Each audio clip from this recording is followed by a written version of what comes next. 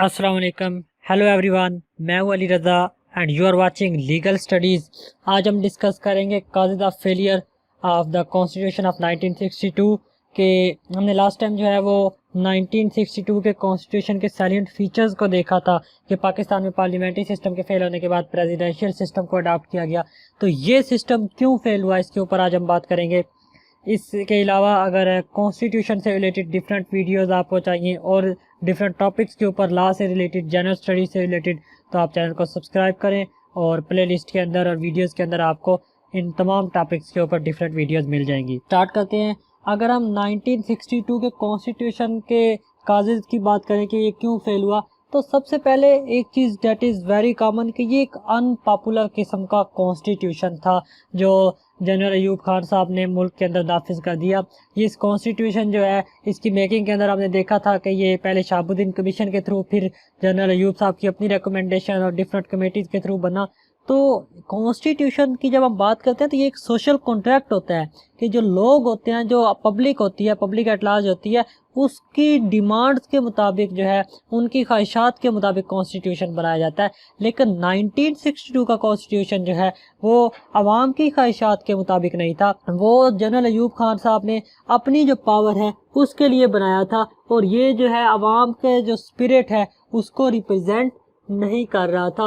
बिल्कुल एक one man show वाला सिस्टम हमें इस कॉन्स्टिट्यूशन के अंदर नज़र आता है, जिसमें आप कह लें कि ये एक डिक्टेटरशिप है under the label of democracy. ये स्टेटमेंट बोली थी जुल्फ़िकार अली भुट्टो साहब ने जब उन्होंने रिज़ाइन किया था। तो ये बिल्कुल कॉन्स्टिट्यूशन जो है हमें एक अनपॉपुलर किस्म का डॉक्यूमेंट नज़र आता है जो कि पब्लिक डिमांड्स के ऊपर नहीं था, पब्लिक नीड्स के मुताबिक नहीं था, बल्कि ये अयूब खान साहब की अपनी विल के ऊपर था। अच्छा, दूसरी चीज़ जो है, इस कॉन्स्टिट्यूशन के अंदर बेसिक फंडामेंटल राइट्स मौजूद थे, लेकिन अवाम उन फंडामेंटल राइट्स को एक्सेस नहीं कर सकती थी प्रॉपरली। फंडामेंटल राइट्स जो है वो फर्स्ट अमेंडमेंट के साथ जो है वो ऐड किए गए थे और कॉन्स्टिट्यूशन का पार्ट थे, लेकिन जो पब्लिक है वो प्रॉपरली फ्रीली जो है इन फंडामेंटल राइट्स को एक्सेस नहीं कर सकती थी। तो ये भी एक रीज़न थी कि दुनिया में मॉडर्न जितने भी आपके कॉन्स्टिट्यूशन होते हैं वहाँ पे आपके फंडामेंटल जो फ्रीडम्स हैं उनको कॉन्स्टिट्यूशनल गारंटी दी जाती है।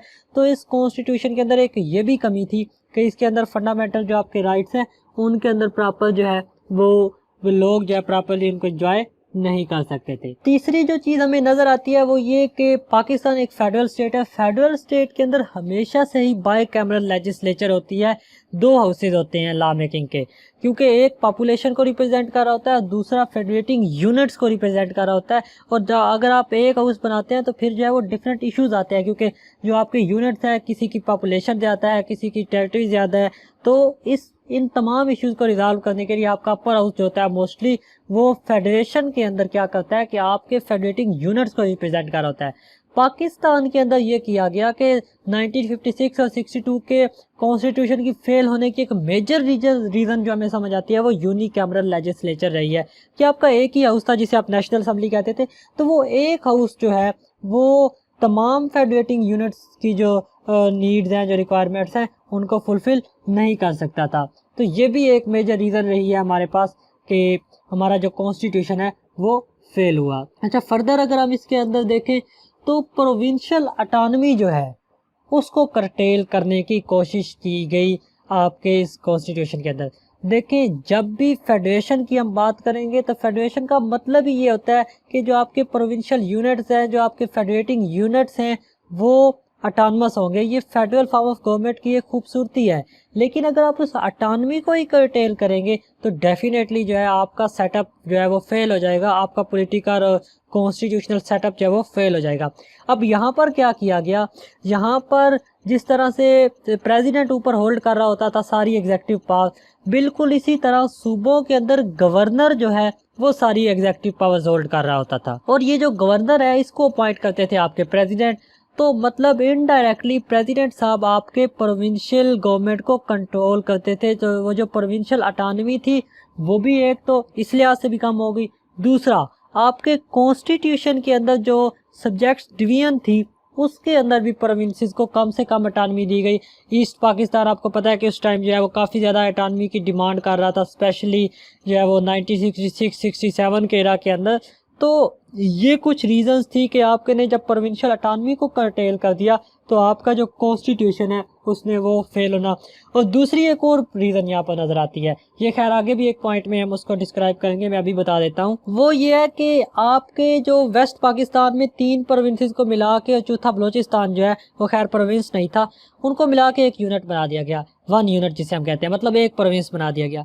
तो ये जो तीनों प्रोविंसेस थे और बलोचिस्तान ये समझते थे कि हमारे जो राइट्स हैं वो सलब हुए हैं, इन्फ्रिंज हुए हैं, हमें 3 प्रोविंसेस हम अगर सेपरेट होते तो हमें ज़्यादा राइट्स मिलते, लेकिन अब हमारे जो राइट है वो इन्फ्रिंज हुए हैं और पंजाब होल्ड कर रहा है। स्पेशली जो छोटे प्रोविंसेस थे उनको काफ़ी ज़्यादा रिजर्वेशन थी यहाँ पर 1 यूनिट से रिलेटेड। तो ये कुछ रीजंस थी कि यहाँ पर प्रोविंशियल अटानमी जो थी वो 1 यूनिट की वजह से इन 3 सूबों की प्रोविंशियल अटानमी जो है वो भी शेक हुई।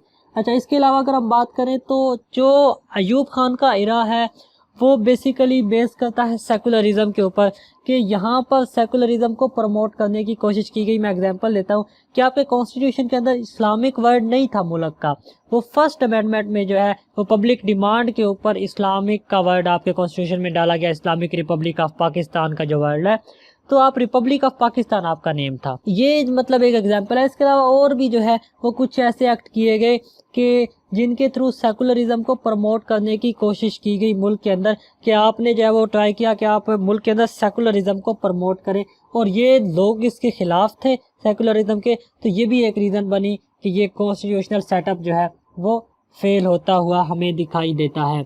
इसके अलावा अगर हम देखें तो लोगों की जो डिज़ायर थी वो पार्लियामेंट्री फॉर्म ऑफ गवर्नमेंट थी। देखें, जब भी आपका प्रेसिडेंशियल फॉर्म ऑफ गवर्नमेंट होता है तो उसके अंदर एक अथॉरिटेटिव रोल होता है प्रेसिडेंट का। अब पाकिस्तान में जहाँ पर इतनी ज़्यादा डाइवर्सिटी है, जहाँ पर आपका फेडरल सिस्टम है, तो वहाँ पर आप जो है mostly parliamentary form of government suit करता है। स्पेशली जब आपके पास ईस्ट पाकिस्तान भी था, डिफरेंट पार्टीज़ हैं, तो प्रेसिडेंशियल सिस्टम के अंदर तो जो है वो सेटअप टोटली चेंज होता है। जो आपकी एग्जेक्टिव होती है वो मोस्टली जो है उसकी सेपरेशन होती है पावर की लेजिस्लेचर के साथ। तो ये जो कुछ इश्यूज थे जिनकी बिना पर जो पब्लिक है वो पार्लियामेंट्री फॉर्म ऑफ गवर्नमेंट को सपोर्ट करती थी, क्योंकि डाइवर्सिटी है, डिफरेंट पॉलिटिकल पार्टीज है, तो पार्लियामेंट्री फॉर्म ऑफ गवर्नमेंट में डिफरेंट पॉलिटिकल पार्टीज को समहाउ रोल मिलता है पॉलिटिकल जो आपके अफेयर्स हैं उनके अंदर। लेकिन प्रेसिडेंशियल सिस्टम में जो है ये चीज़ हमें नज़र नहीं आती। इसके अलावा अगर हम फर्दर देखें तो आपके प्रेसिडेंशियल सिस्टम अगर आपने लेना ही है तो फिर उसमें स्ट्रॉन्ग चेक एंड बैलेंस का सिस्टम होना ज़रूरी है, जिस तरह यूएसए के अंदर काम कर रहे हैं।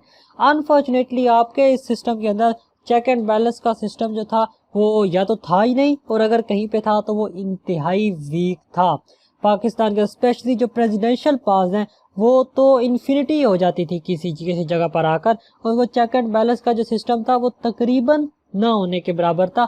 और ये सिर्फ प्रेसिडेंट के लिहाज से नहीं, ये जुडिशरी के ऊपर भी ये जहाँ पर जुडिशल रिव्यू की अगर हम बात करें तो ये जो प्रेसिडेंशियल पावर्स थी इसके ऊपर बेसिक रिजर्वेशंस थी पब्लिक को, कि यहाँ पर आपको चेक एंड बैलेंस प्रॉपर लेके आना है। अगर आप चेक एंड बैलेंस नहीं लेके आएंगे तो आपके कोई एक भी गवर्नमेंट की जो ब्रांच है वो अपनी पास से एक्सीड कर जाएगी, और अगर चेक एंड बैलेंस नहीं होगा तो डेफिनेटली उसके ऊपर जो है वो किसी भी किस्म के आप लाइबिलिटी इम्पोज नहीं कर सकते। तो ये जो lack of check and balance है या वीक चेक एंड बैलेंस का जो सिस्टम है इसने भी कंट्रीब्यूट किया कि आपका कॉन्स्टिट्यूशनल सेटअप जो है वो फेल हो गया। फर्दर अगर हम इकोनॉमिक फैक्टर को देखें तो आपका पहले 5 साल जो है वो बहुत अच्छे रहे। आपका इकोनॉमिक जो प्लान था 1960 या 61 का, उसके ऑलमोस्ट जो है वो चंद गोल्स के अलावा बाकी सारे के सारे गोल्स जो है वो अचीव कर लिए गए। लेकिन अगर आप पोस्ट 1965 वार एरा देखें तो वहाँ पर आपका इकोनॉमिक फैक्टर जो है वो नीचे जा रहा है। आपका इकोनॉमिक ग्राफ जो है उसने नीचे जाना स्टार्ट कर दिया। मुल्क के अंदर जो है वो इन्फ्लेशन हुई, जो ही आप ताशकंद करके आए तो फ़ौरन से जो है वो एक वेव स्टार्ट हो गई जिसमें स्ट्राइक्स और ये चीज़ें हुई। अब प्राइसेस बढ़ गई, इन्फ्लेशन बढ़ा, और ये तमाम जो चीज़ें थी उन्होंने हमें किस तरफ लेके जाना शुरू कर दिया, इकोनॉमिक इनइक्वालिटी की तरफ, इकोनॉमिक अनरेस्ट की तरफ। तो ये जो इकोनॉमिक फैक्टर है इसने भी एक रोल प्ले किया कि आप, और दूसरा इकोनॉमिक फैक्टर हम कॉन्स्टिट्यूशन के फेल होने में क्यों रीज़न बयान कर रहे हैं, क्योंकि आपके कॉन्स्टिट्यूशन ने प्रॉपर जो है वो डिस्ट्रीब्यूशन ऑफ इकोनॉमिक रिसोर्सेज और कोई ऐसा इंस्टीट्यूशन दिया ही नहीं है, जिसकी वजह से जो है हम इसे यहाँ पर डिस्कस कर रहे हैं। फर्दर अगर हम देखें तो जो आपके प्रोविंसेस की डिमांड थी वो ये थी कि इस पॉइंट को हम पहले डिस्कस कर चुके हैं कि 1 यूनिट को ख़त्म करके 4 प्रोविंसेस बना दी जाएं। तो ये 1 यूनिट भी एक जो है वो रीज़न बनी कॉन्स्टिट्यूशन के फेल होने की। और पॉलिटिकल पार्टीज़ के ऊपर कुछ रिस्ट्रिक्शंस थी। स्टार्ट में तो पॉलिटिकल पार्टीज अलाउ ही नहीं थी, फिर जो है वो 1962 के अंदर एक एक्ट आया, पॉलिटिकल पार्टीज एक्ट 1962, उसमें पॉलिटिकल पार्टीज को अलाउ किया गया। बट फिर भी जो है आपके डिफरेंट एक्ट जो है इनके ऊपर तलवारें लटकती रहती थी डिस्क्वालिफिकेशन की, और ये तमाम चीज़ों डिफरेंट मेथड्स के थ्रू पॉलिटिकल पार्टीज को कंट्रोल किया जाता था। तो ये कभी पब्लिक सेफ्टी एक्ट के तहत, कभी किसी एक्ट के तहत, तो ये तमाम जो रिस्ट्रिक्शंस थी पॉलिटिकल पार्टीज़ के ऊपर, ये एक रीज़न बनी कि आप के मुल्क के अंदर स्टार्ट में तो चीज़ें अच्छी रही, लेकिन जब वो प्रॉपर अपोजिशन नहीं थी तो जो गवर्नमेंटल पार्टीज़ थी उन्होंने अपनी मनमानियाँ स्टार्ट कर दी और आपका कॉन्स्टिट्यूशनल सेटअप जो है वो फेल होना स्टार्ट हो गया। फर्दर अगर हम देखें तो आपके प्रेसिडेंट के पास जो पावर्स है वो एक्स्ट्रा ऑर्डिनरी रही हैं। ये हमने वीक चेक एंड बैलेंस वाले पॉइंट पे भी डिस्कस किया। एक और पॉइंट पे मैंने बता दिया कि आपका प्रेसिडेंट जो है वो इनडायरेक्टली प्रोविंशियल गवर्नमेंट को कंट्रोल करते थे। उनके पास जो है वो complete all in all power थी, एग्जीक्यूटिव मैटर से रिलेटेड, फॉरेन पॉलिसी से रिलेटेड। फिर जो है वो आपके लेजिस्लेचर के बनाए हुए लॉज को वीटो कर सकते थे। ये जो आपका प्रेसिडेंट साहब के पास एक्स्ट्रा किस्म की पावर थी, इन्होंने भी रोल प्ले किया आपके कॉन्स्टिट्यूशनल सेटअप का फेल होने में। क्योंकि जब एक सेटअप के पास, एक डिपार्टमेंट के पास, जब एग्जीक्यूटिव के पास इतनी ज़्यादा पावर्स आ जाएंगी तो डेफिनेटली आपका वो जो एक बैलेंस सिस्टम होता है वो बिगड़ जाता है। जो ही आपका ये तवाज़ुन बिगड़ता है तो फिर आपका जो सेटअप है उसने डेफिनेटली फेल ही होना है। क्योंकि प्रेसिडेंट को यहाँ पर कहा जाता था कि president is like the clock tower of the Faisalabad, कि क्लॉक टावर ऑफ फैसलाबाद को जहाँ पे सारे बाजार आके एक जगह पे मिलते हैं, बिल्कुल इसी तरह की सारी पावर्स जो है एट द एंड अगर किसी चीज़ में वेस्ट होती हैं तो डेट इज़ प्रेसिडेंट। तो ये भी एक रीज़न थी। फर्दर जो है 1 पार्टी रूल, इस चीज़ को मैंने पहले ही बता दिया कि एक पार्टी रूल कर रही है और उसको कोई प्रॉपर अपोजिशन है नहीं उसके अगेंस्ट, तो वो जिस मर्जी तरह की पॉलिसीज़ बनाएगी। उसने अपनी मनमानियाँ स्टार्ट कर दी, उसने एक्स्ट्रा कॉन्स्टिट्यूशनल एडवेंचर्स करना स्टार्ट कर दिए। तो जब एक्स्ट्रा कॉन्स्टिट्यूशनल एडवेंचर और साथ कॉन्स्टिट्यूशन को अपनी मर्जी के मुताबिक मोल्ड करना, इंटरप्रिटेशन करना, अमेंडमेंट्स करना स्टार्ट कर दी, तो इन तमाम चीज़ों ने हमें कॉन्स्टिट्यूशनल सेटअप जो है उसके फेलियर की तरफ ये तमाम चीज़ें हमें लेके गई।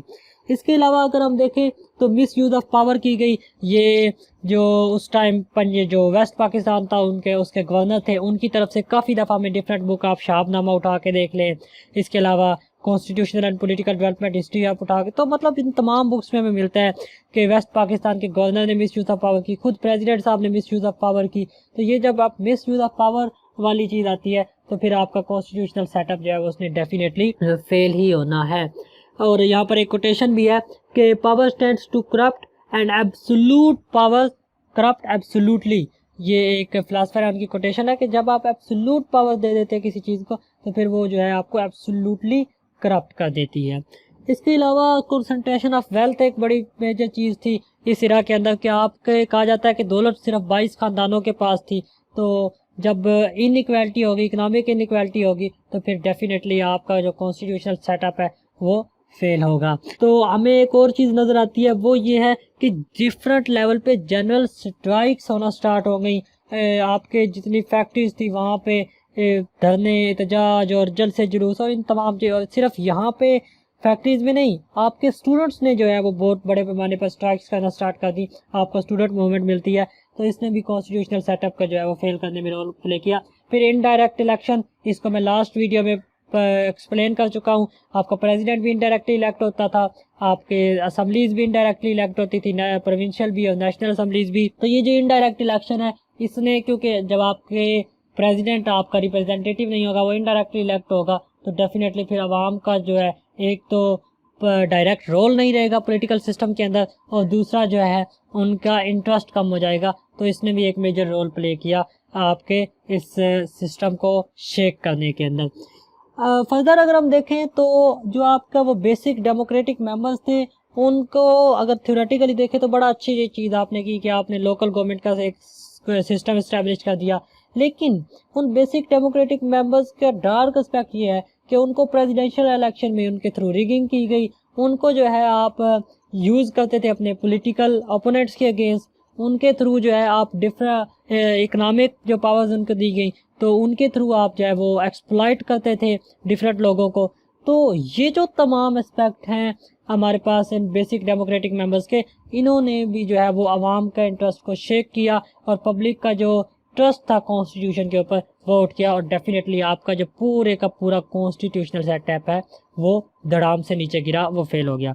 तो ये थी आज की वीडियो। नेक्स्ट हम जो है वो बात करेंगे 1973 के कॉन्स्टिट्यूशन पर। तब तक के लिए मुझे दीजिए इजाज़त। Thanks for watching.